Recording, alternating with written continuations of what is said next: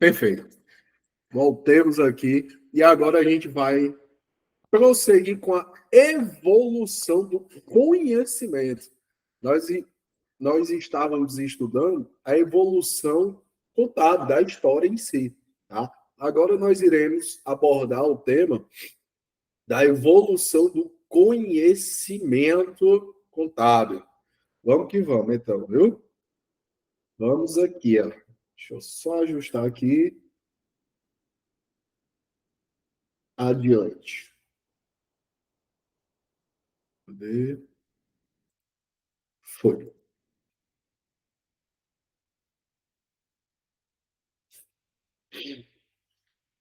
Como a gente viu, né, de fato, a grande evolução, primeira grande evolução da evolução contábil aconteceu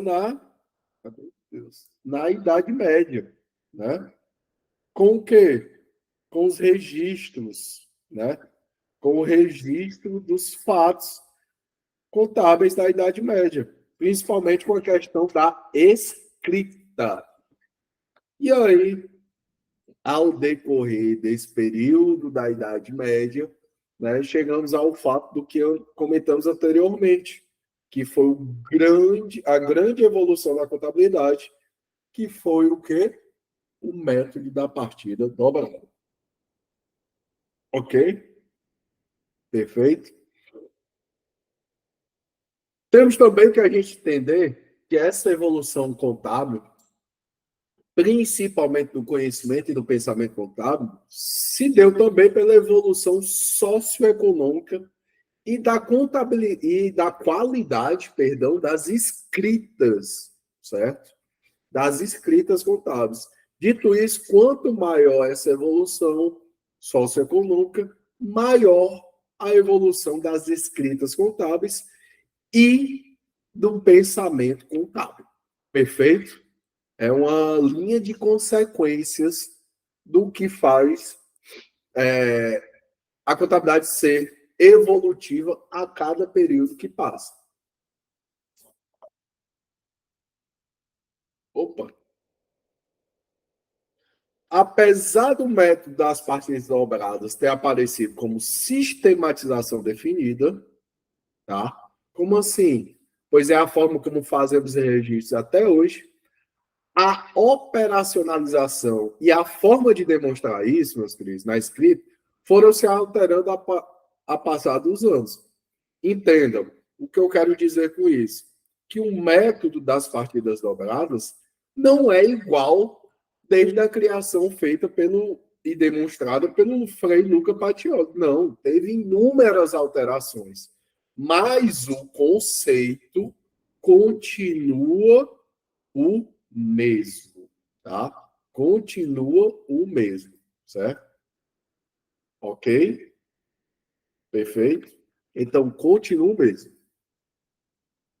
E é aqui como vocês têm visto, tá? O método da partida dobrada. Deixa eu colocar aqui a caneta. Certo? Para todo débito existente, existe um crédito. E vice-versa. Tá? Débito e crédito, vice-versa.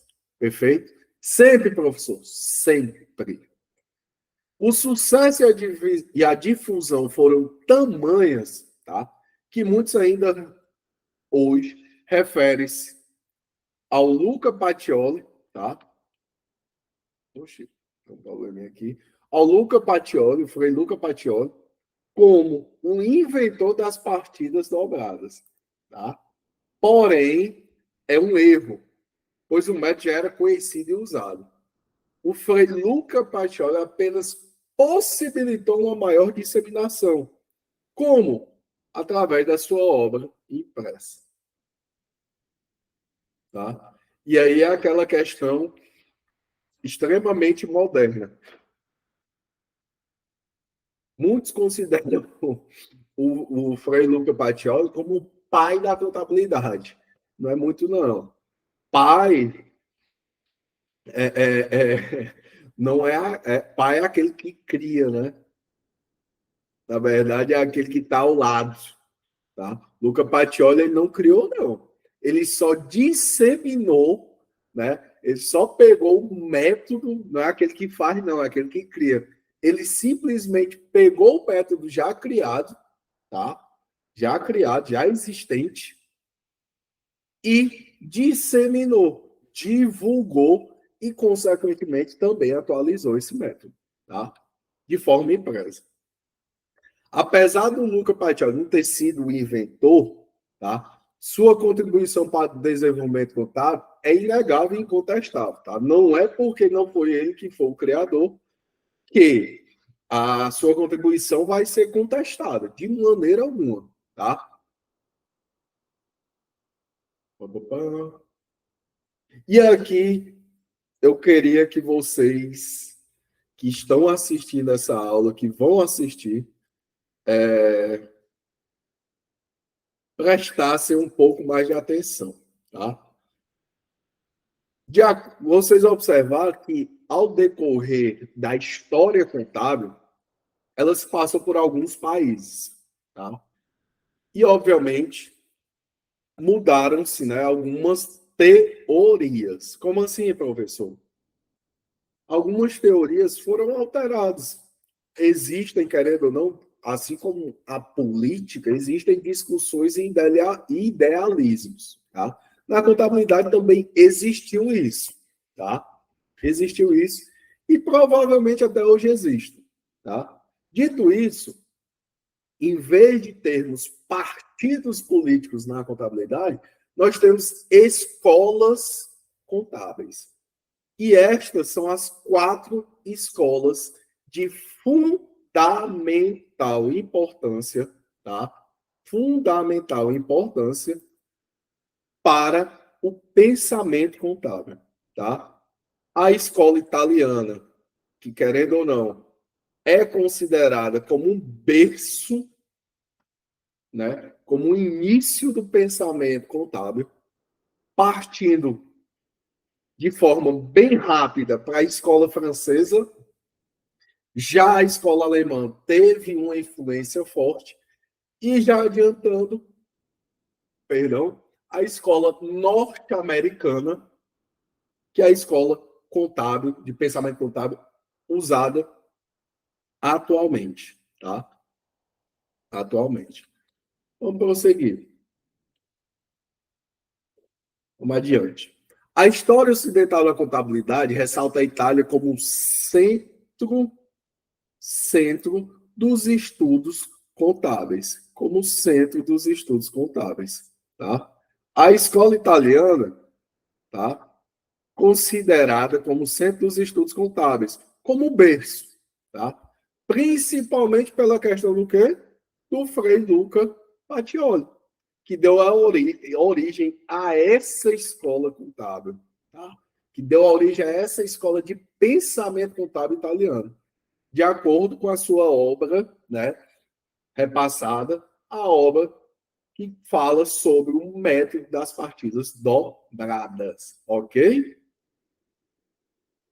Beleza? Então, após a Itália, a escola italiana, na Europa ainda teve diversas outras escolas, mas as mais fortes e as que mais se destacaram, pessoal, foram as escolas francesas e as alemãs, tá? Atualmente, né, nesse tempo moderno que nós vivemos, tá? Hoje, a escola norte-americana, tá? Ela tem uma influência mundial, inclusive trazendo para nós aqui do nosso país, da nossa República Federativa do Brasil, é a contabilidade, é a escola norte-americana, do qual nós seguimos já faz há algum tempo. Perfeito?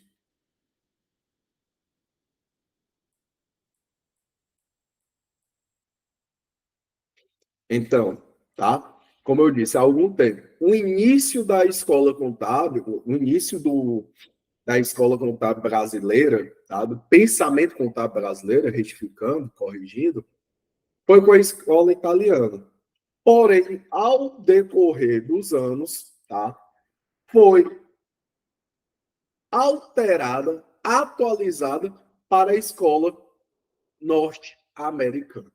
Beleza? E aí, após a gente estudar essa parte das escolas, tanto a italiana, a alemã, a italiana, francesa, alemã e norte-americana, e acredito eu que estudarmos os princípios, nós iremos entender como é a escola atual, como atua a escola atual brasileira, a escola de pensamento brasileiro, tá bom? Vamos lá. Iniciando pela escola italiana, tá?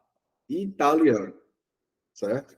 Que ela tem um marco contábil através do Luca Pacioli, que foi comentado anteriormente, tá? Sobre a sua obra, tá? Sobre a sua obra, que falou, que divulgou sobre o método das partidas dobradas, tá?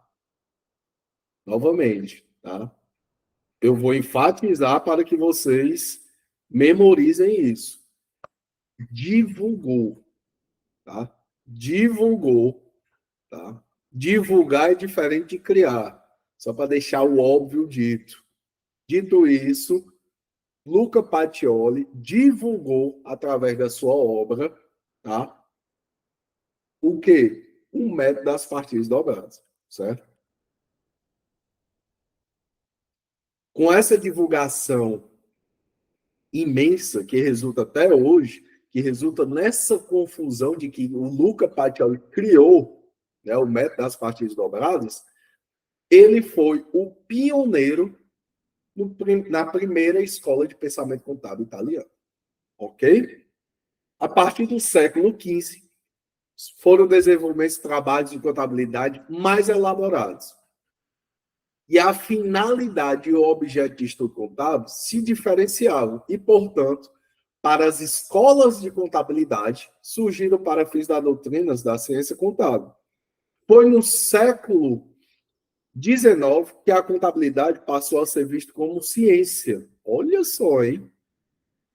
Olha que importante esse comentário. Foi no século XIX que a contabilidade foi vista como ciência. E duas novas escolas italianas formaram-se no século XX. A escola aziendalista e a patrimonialista. Tá? E aí eu vou comentar sobre essas duas escolas de uma maneira bem tranquila. A escola patrimonialista, ela, pegando pela palavra patrimonialista, ela se refere ao patrimônio. Tá? Ela se refere ao patrimônio. Entende que o patrimônio de qualquer pessoa contábil, de qualquer usuário contábil, é o objeto da contabilidade. São os bens, direitos e as obrigações. Ok? Fácil. O entendimento é esse. Já as escolas aziendalistas, o que é que significa isso? Azienda significa fazenda. São as escolas que a gente pode entender como sendo escolas fazendárias. Fazendárias? Não entendi. O que é que significa, trazendo para o mundo atual, o que é que significa Cefaz? Secretaria da Fazenda Estadual. Olha só. Então a gente pode entender que a escola aziendalista é como se fosse uma escola pública, ok? Uma escola governamental. Beleza? Ok? Vamos adiante.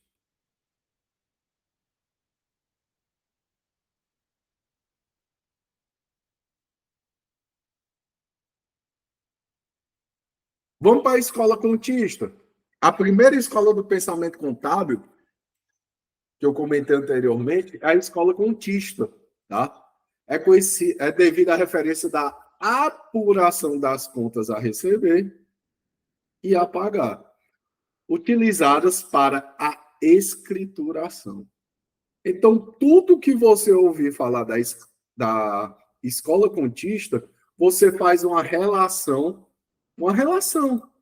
correlação, na verdade, sobre o quê?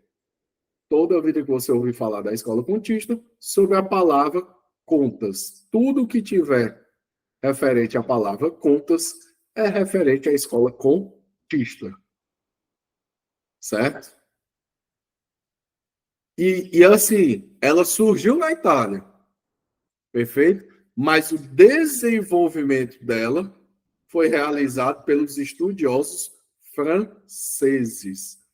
Um deles, para que a gente possa entender, foi Jacques Savard, divulgou trabalho sobre a teoria geral das contas. E aí, só para lembrar, a teoria geral das contas é o quê? Ativos, passivos e o patrimônio líquido. Olha só, hein? Foi na França, tá? Na França não, foi na Itália por um francês, ok? Adiante.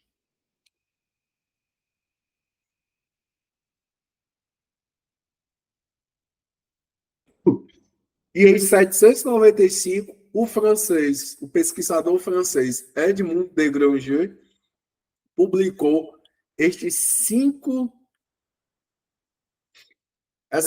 teorias das 5 contas, as teorias das 5 contas, perdão, que as contas eram divididas em mercadorias, tá? Mercadorias, dinheiro, efeitos a receber, efeitos a pagar e lucros e perdas. Mercadorias, dinheiros, efeitos a receber, efeitos a pagar e lucros e perdas. Lembrando que quando... Cadê, meu Deus? Perdão. Quando o Jacques Savard criou a teoria geral das contas, não criou já dizendo que é ativo, passivo, patrimônio, não, tá?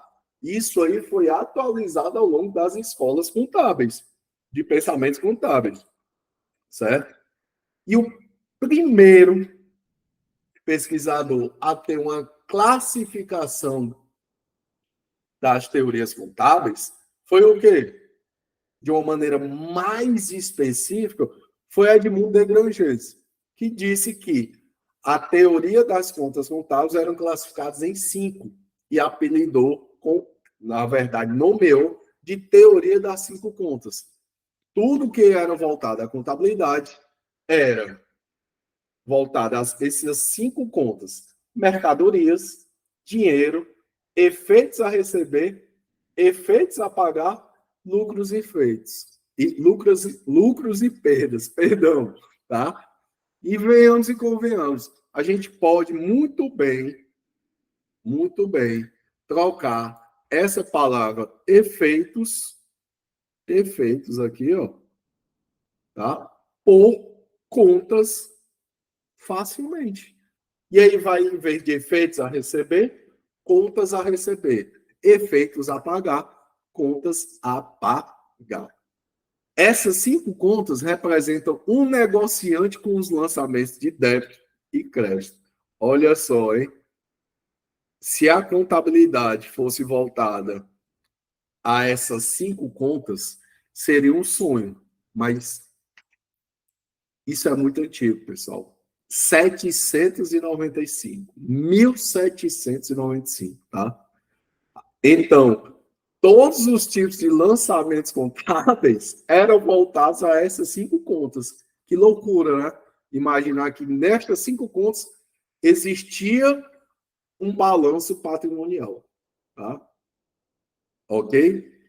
E logo em seguida foi criado o quê? A conta capital, que consolidou o princípio contábil da entidade, que nós iremos estudar, tá? Que separa a figura do sócio pessoa jurídica da pessoa física. E olha só, hein?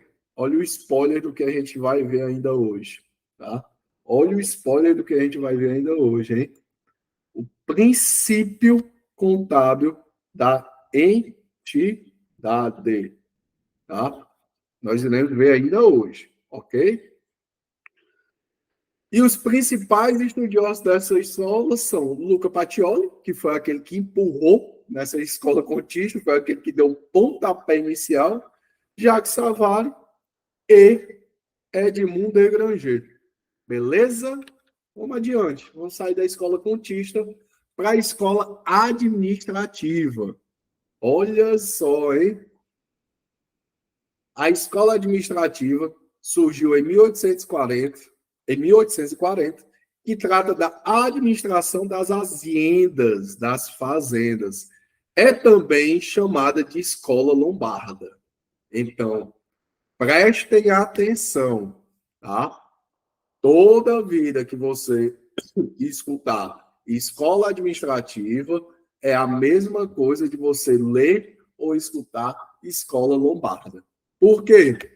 Porque a escola administrativa, ela nasceu, tá?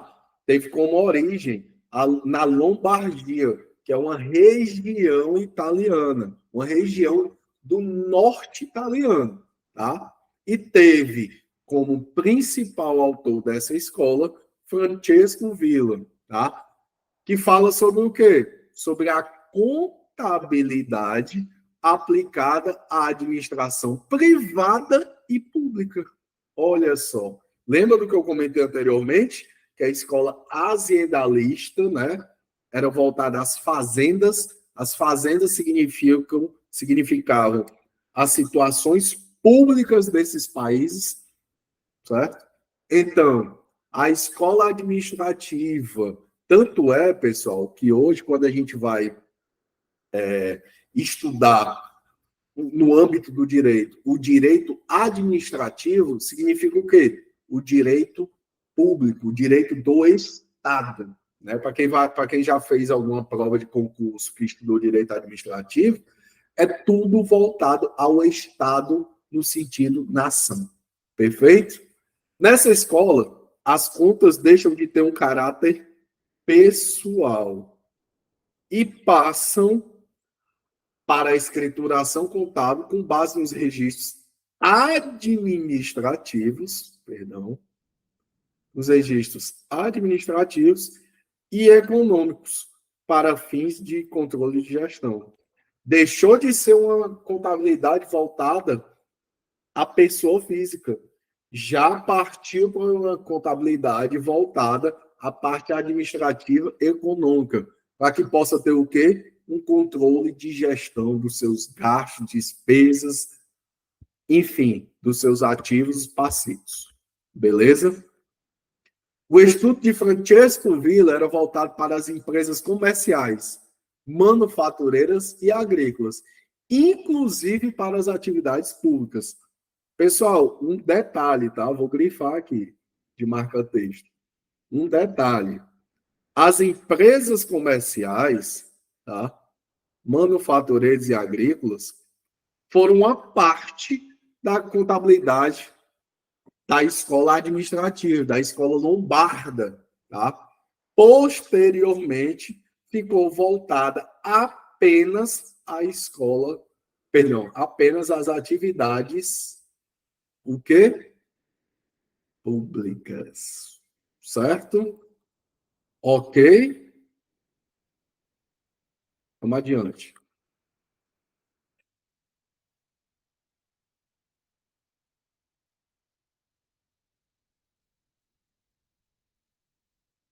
Só ver aqui como é que tá a bateria.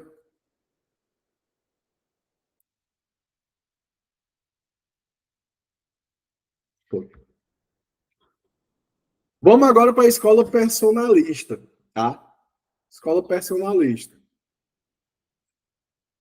Eita, tá travando aqui.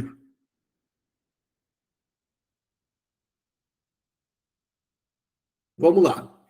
Durante a segunda metade do século XIX, em 1867, teve origem a escola personalista, também conhecida como a contabilidade logismográfica, jurídico personalista ou toscana.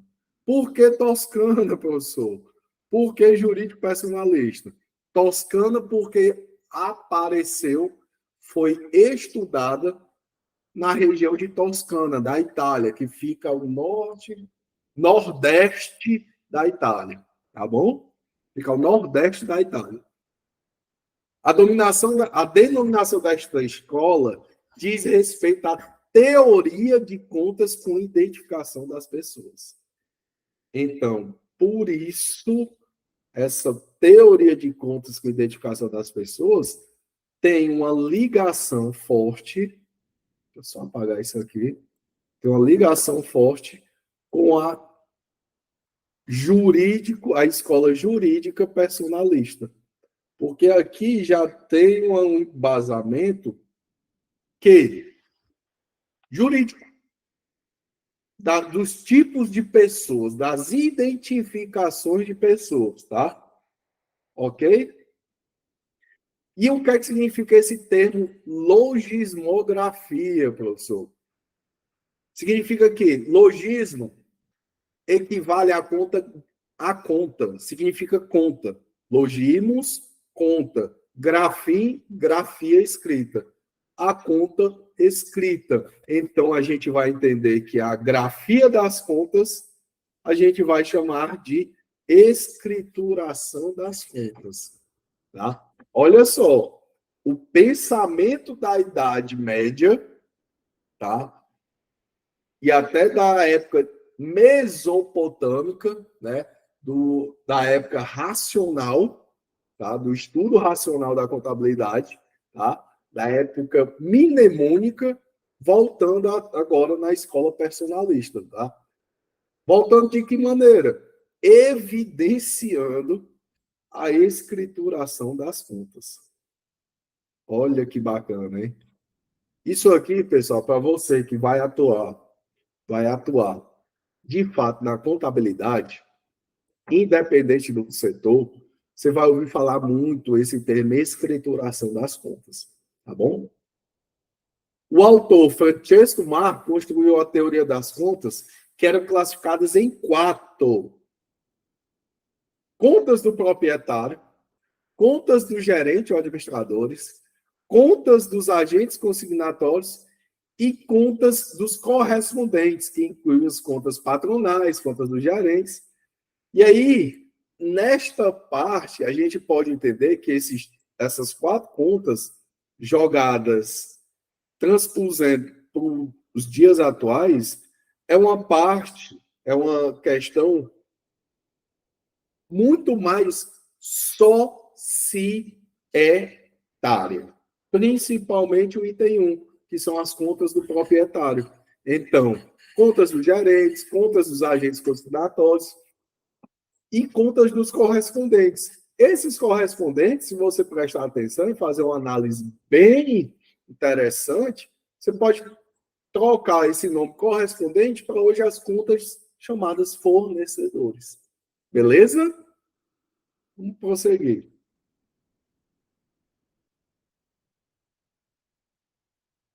A personificação das contas é justificada pelo fato de que qualquer operação administrativa inerente à gestão de qualquer entidade assume relevância jurídica em virtude do débito e crédito que provoca. Não se trata de esquecer do aspecto econômico de qualquer operação, mas é a substância jurídica que se torna relevante, de modo que a conta que recebe os valores inerentes ao fato administrativo deve ser da pessoa responsável pela transação. A escola de pensamento contábil personalista foi criticada por Fábio Besta, que argumentou falhas, como englobar toda a administração. Isso aqui é importantíssimo a gente citar. E já eu vou comentar acima, tá? A escola de pensamento contábil foi criticada por Fábio Besta, que argumentou falhas como englobar toda a administração da entidade e tratar de forma igual todos os tipos de empresa. Essa foi a problemática da escola personalista, tá? Que ela simplesmente todo o setor administrativo ela tratou de forma igual, certo? Semelhante, tá? Por exemplo, como assim, professor? Vou explicar. E tratou de forma igual todos os tipos da empresa. Pessoal, as empresas não podem ser tratadas de persona igual, de maneira alguma. Lembrem-se, tá? Existem setores econômicos, comércio, indústria, serviço, tecnológico, tá? As personas jurídicas, cada empresa tem a sua identidade. O que acontece numa empresa não pode acontecer na outra. De acordo com o que é explicado, explícito na escola personalista, todas as empresas tinham uma contabilidade, né, um pensamento contábil igual. Isso é errado. Tá? Então, essa é uma das falhas da escola personalista. E, professor, como é que é essa falha de englobar toda a administração da entidade? Entenda, tá? A parte administrativa vai do presidente, seja ele sócio ou não, até o chefe de RH. São todos iguais? Perante a contabilidade, perante um balanço patrimonial? Não são. Tá? Fábio Besta criticou, perdão, justamente isso. Tá? O que o Francesco Marchi, Giuseppe Cerboni e Giovanni Rossi falaram sobre isso. Tá bom? Adiante. Escola controlista, tá? Surgiu em Veneza, tá? Foi nascida em Veneza. Dito isso, as escolas italianas gostavam muito de homenagear de onde era criado, né, a cidade, né, onde eram criadas essas escolas. Tá? Se você observar, vamos retornar aqui. Vamos retornar rapidinho. Coisa rápida.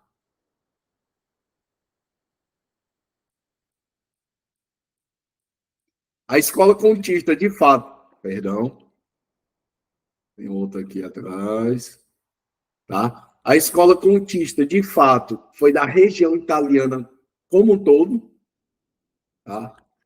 A escola administrativa foi daquela região do norte da Itália, chamada Lombardia, e aí é também chamada de escola lombarda, tá? A escola personalista, também chamada de escola toscana, foi criada na região da Toscana, que é no nordeste italiano, tá? E agora a gente vai falar da escola controlista, também chamada de escola veneziana, que é na região de Veneza, certo?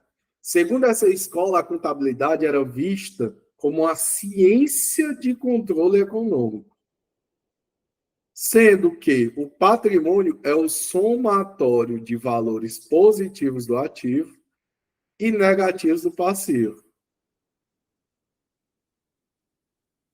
Olha só, tá? Na escola veneziana, na escola controlista, a classificação contábil foi dividida em dois grupos, chamados de principais dos bens patrimoniais e no segundo grupo chamado de derivado, dos itens patrimoniais e suas variações. Tá? Olha só, hein? A contabilidade passou a ser entendida por meio da abordagem econômica. O que é que isso significa? Significa que era visto uma análise da riqueza de uma entidade, bem como era variada essa riqueza. Tá? Essa é uma das escolas finais, né? Foi praticamente a última escola existente dentro da como um todo da escola italiana, foi a escola controlista. Foi a que mais se assemelhou com o que nós vivemos hoje em dia, tá? Dito isso, prestem muita atenção nas características de cada escola italiana, tá? Prestem muito atenção, beleza?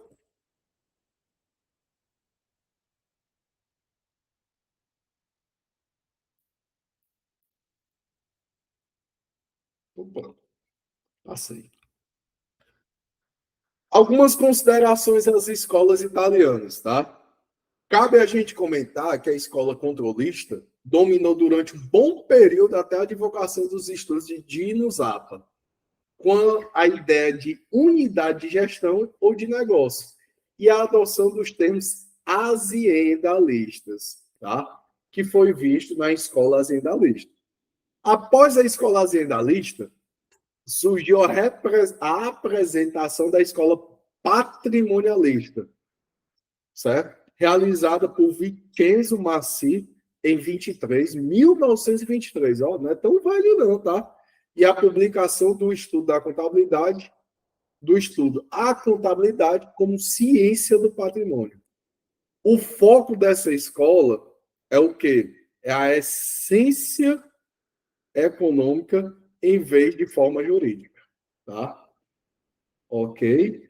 Então, aqui a gente entende que nessa escola patrimonialista, em vez da gente pensar no idealismo jurídico, nós iremos pensar de uma forma que a essência seja o quê? Econômica, e não só jurídica, tá? E aí, como eu disse anteriormente, a escola atual que predomina em praticamente todo o mundo é a escola norte-americana, certo? Vamos falar um pouco da escola francesa, tá? E aí a escola francesa, assim como a rixa França e Itália, tá? A escola francesa, ela surgiu em oposição à escola personalista das contas, tá? Então, vou até grifar isso aqui, ó. Ela nasceu para ser uma opositora à escola das contas, certo? As contas não deveriam ser abertas em nome de pessoa, mas sim com base no valor. Foi a partir do valor das contas que teve a origem a escola francesa. Alguns estudiosos apontam, tá, uma única escola de pensamento francesa, também chamada de escola neocontista, tá? Lembrem-se, tá? Lembrem-se. Lembrar o quê, professor? Que a escola do qual a francesa foi opositora foi a escola personalista das contas, a escola contista italiana. Então, dito isso, a escola francesa teve como um pensamento contábil uma escola que foi chamada de escola neocontista. Também, a gente, ao pé da letra aqui, nós podemos falar que é uma escola de novas contas, tá bom? Neo significa novo, tá?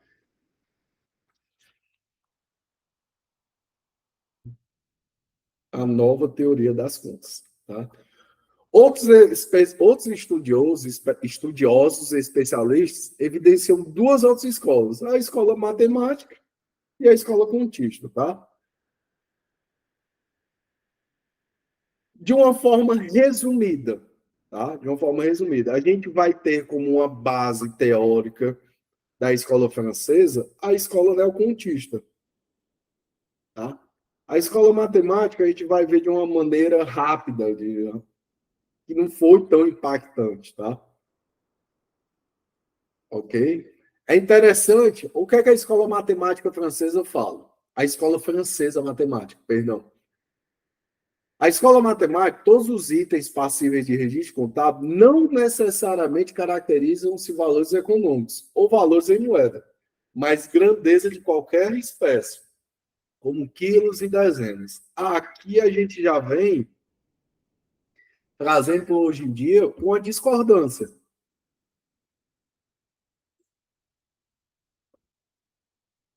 Que essas unidades de medida, por exemplo, como quilo e dezena, elas se transformam em valor monetário. Tá? Embora Giovanni Rossi seja considerado o autor da escola personalista, ele foi o primeiro autor a apresentar estudos sobre a concepção da matemática das contas. A escola matemática relaciona-se com a escola francesa, devido à colaboração do francês Pierre Garnier. Vamos falar um pouco mais da escola neocontista. Ela teve uma origem como movimento contrário à escola personalista, contista, tá? Lembramos que a escola personalista das contas enfatizava as relações jurídicas entre o proprietário, gerente o administrador e o dono. A escola neocontista ela é caracterizada pela apuração dos saldos das contas como elemento fundamental da contabilidade. Saldos das contas. E aí, para você que já fez o primeiro semestre de contabilidade, vai lembrar de um negocinho chamado T, que vem do razonete, tá? Que aqui é onde a gente vai pegar o saldo da conta de débito e crédito, tudo que for a conta que for debitada, a conta que for creditada, tá? E vai pegar este valor e repor no balanço patrimonial como o quê? Saldo da conta, tá? Então, para você que tem raiva de razão-leite, vá reclamar com os franceses, tá? Vá reclamar com os franceses, beleza? Essa escola defende o quê? Que a contabilidade tem por objetivo evidenciar o ativo, o passivo e a situação líquida das entidades. Aqui eu vou grifar. É importante a gente ressaltar isso, tá?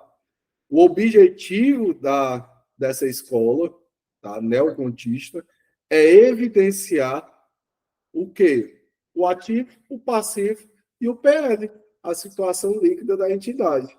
Assim, as contas referem-se aos valores dos ativos, positivos, passivos, negativos, e as diferenças são o quê? O PL. Olha só, vocês lembram que... Cadê a caneta aqui? Quando você estuda ativo menos passivo, dá igual o quê? E aí, quando nós estudamos, de fato, o conceito de patrimônio líquido, que nós veremos aqui posteriormente, patrimônio líquido é o resíduo do quê? Do ativo e passivo. Resíduo é o que sobra, é o resto. Então, patrimônio líquido nada mais é, nada menos é do que a diferença do ativo com o passivo, tá? Interessante, né? Então, a escola neocontista, ela tem uma importância muito forte, tá? Para os tempos atuais. E olha só, a equação contábil é expressa no balanço, sendo o ativo igual ao passivo, mais ou menos a situação líquida, tá? Beleza? A disposição das contas no balanço deve ter como base para o ativo o grau de disponibilidade, tá? Para o passivo, o grau de exigibilidade, certo? Até aqui estava errado. Houve alterações, né? A escola essa escola teve uma grande importância devido à segregação, né? E aqui prestem atenção, tá?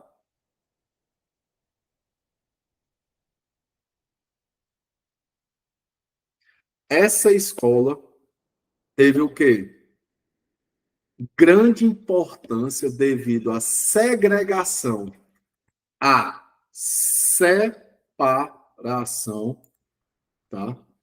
A separação entre o passivo e a situação líquida na equação básica do balanço, tá? Olha só.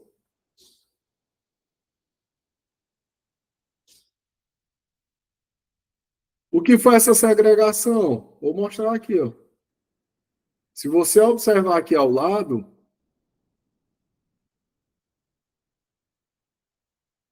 é justamente essa separação aqui.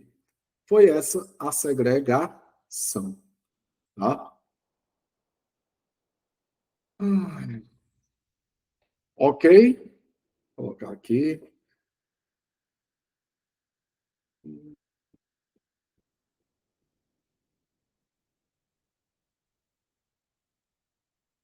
Isso aqui não, a gente já falou de maneira. E aí a gente vai para a escola alemã, tá? Escola alemã a gente fala de uma maneira até um pouco mais rápida, tá? O desenvolvimento da escola do pensamento alemã ocorreu em 1919. Não é tão antigo, tá? Sobre a teoria dinâmica e o balanço dinâmico. O que é que significa isso? Deixa eu anotar aqui. O que é que significa isso, professor? Teoria dinâmica e o balanço dinâmico. A conta de ganhos e perdas foi uma inovação com a separação do balanço patrimonial da demonstração do resultado. Então, a escola alemã tem como uma característica importantíssima e fundamental que ela separou a demonstração contábil, que é o balanço, da demonstração do resultado do exercício, que é a DRE. Essa escola reuniu conhecimentos da economia e da contabilidade, tá? Então, para que a gente entenda que balanço são ativos, passivos e o que mais? E o capital social. São os bens, direitos e obrigações, tá? Dito isso, no balanço, a gente não vai ter muito entendimento claro do resultado da empresa. E o que é esse resultado? De uma maneira bem simplista, é se a empresa teve de fato lucro ou de fato prejuízo.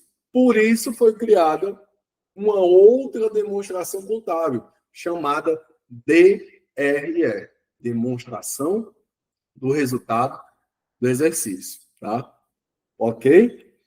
Embora a origem russa, Gomberg foi considerado um dos precursores das doutrinas da escola alemã, tá?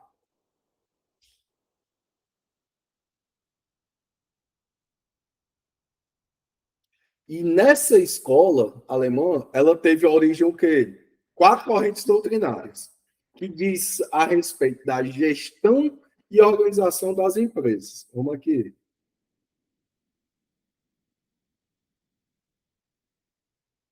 A primeira, Schmallenbach, realizou a distinção entre o resultado financeiro e econômico, com a elaboração de 2 balanços.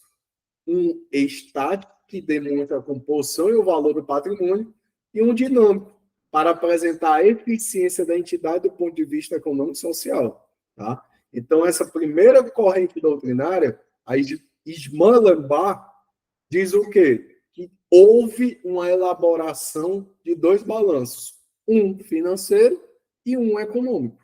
Ok? A segunda doutrina de Char adota o método dedutivo. Eu vou anotar aqui, peraí.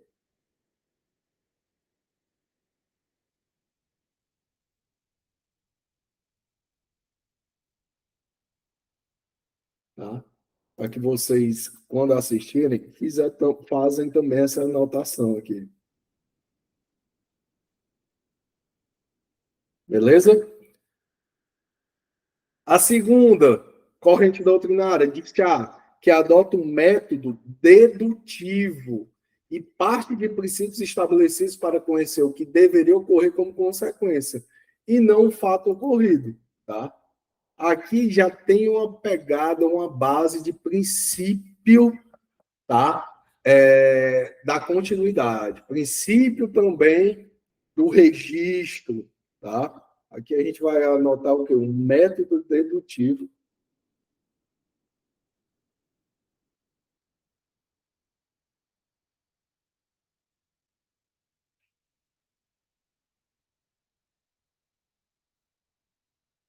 Quando nós formos estudar os princípios contábeis, eu vou relembrar da escola alemã e de Char, tá?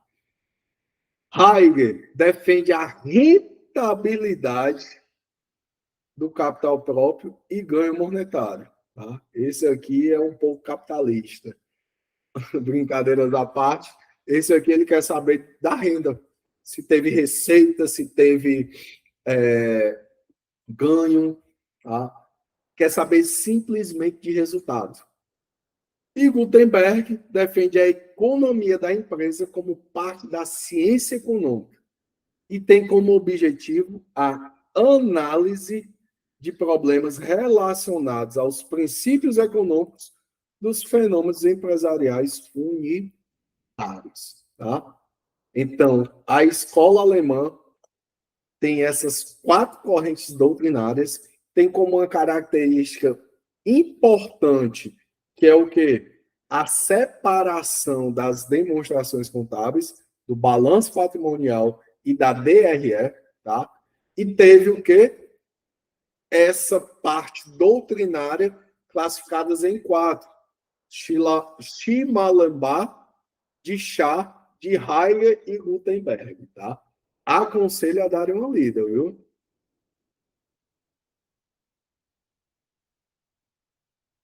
Mas agora sim, vamos para as escolas norte-americanas.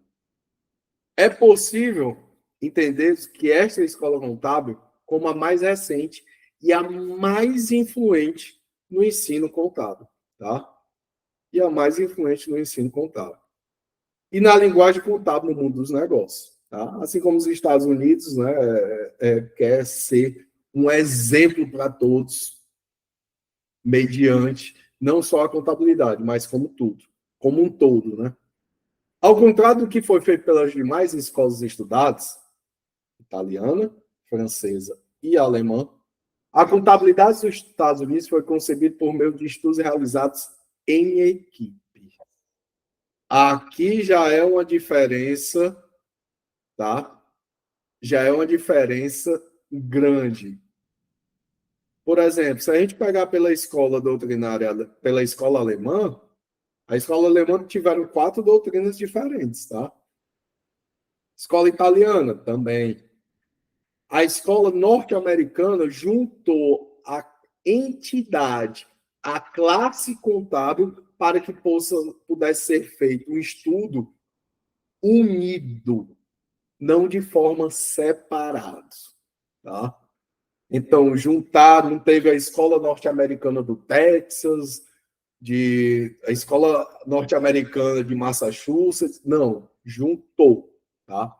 Uma escola única.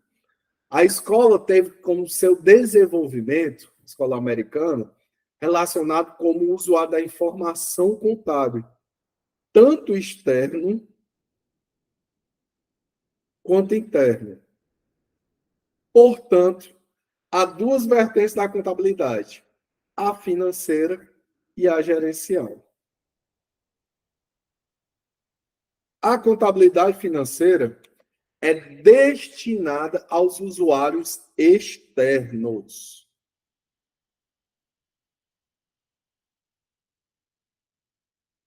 Principalmente aos investidores do país, que tem o maior mercado de valores imobiliários do mundo. Tá? A contabilidade, certo? Norte-americana, a escola norte-americana, ela teve muita incidência no mercado de capital, mercado de bolsa de valores, tá? Dito isso, certo?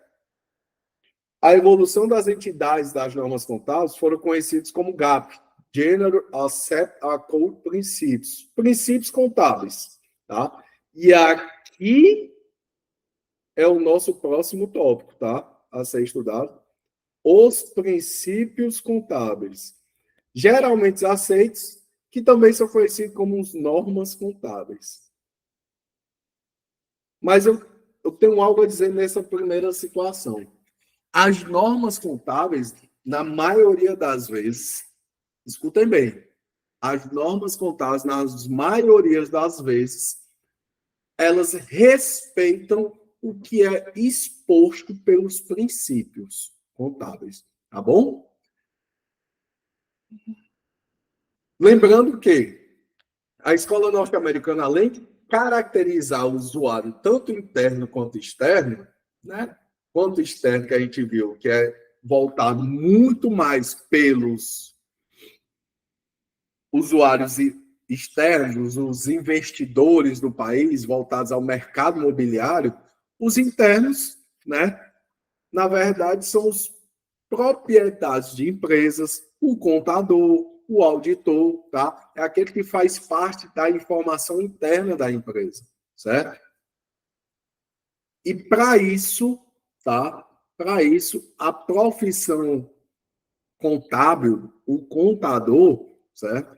Teve como uma das situações mais importantes que nós, contadores, somos responsáveis por informações, tá? Então, a escola norte-americana contábil, ela teve uma fundamental importância para que nós, contadores, tivéssemos uma preocupação maior na qualidade, na melhoria das informações contábeis. Sabe por quê? Porque nós somos os repassantes das informações contábeis úteis para a tomada de decisão dos gestores, sejam eles internos ou externos, tá? Outra característica da escola norte-americana, meus queridos, ela não é muito teórica. É uma característica de quê? De solucionar problemas, tá? Aquele famoso fogo de incêndio, pronto. A escola norte-americana, tá?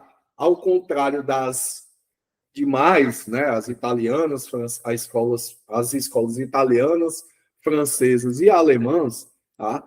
A escola de pensamento norte-americana se preocupou muito na prática contábil, evitando que as construções teóricas fossem mais elaboradas.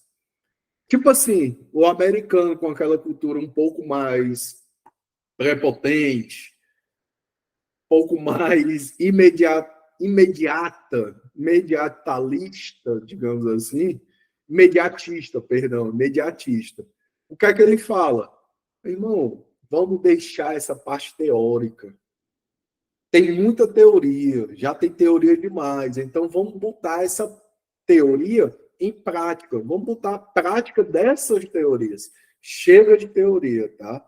Tanto é que a escola norte-americana, elas particularmente atualizou algumas normas, algumas teorias, alguns princípios da contabilidade que foram criados por quem? Pela escola americana, pela escola francesa, ou pela escola americana, perdão, pela escola italiana, pelas escolas francesas e pelas escolas alemãs, tá? No Brasil, certo? Alguns professores de contabilidade disseminam a escola contábil norte-americana, tá? Então, a que é mais usada, tá? A escola norte-americana é a usada aqui no nosso país. Inclusive, né? Posteriormente a gente vai falar, tá? Mas as instruções internacionais de contabilidade, que são americanas, elas são traduzidas aqui para o nosso Brasil, através do quê? Dos CPCs, tá? Código de Pronunciamentos Contábeis é uma tradução das normas internacionais de contabilidade, que são realizadas, são criadas, são atualizadas pela escola norte-americana. Ok? Dito isso, a gente encerra essa parte, tá? Nós encerramos esta parte aqui, ok? Vou interromper para o almoço, que horas são? 11h14. Ao retornar do almoço, a gente encerra o conteúdo, tá? Deixa eu ver aqui quem é que está online. Aqui, se tem alguém online. Encerramos esse conteúdo e iremos falar de princípios e postulados contábeis. Enquanto eu vou almoçar, o que é que eu vou fazer? Eu vou juntar as aulas que foram gravadas, juntar os arquivos e postar no YouTube. Ok? Um forte abraço a todos e até mais.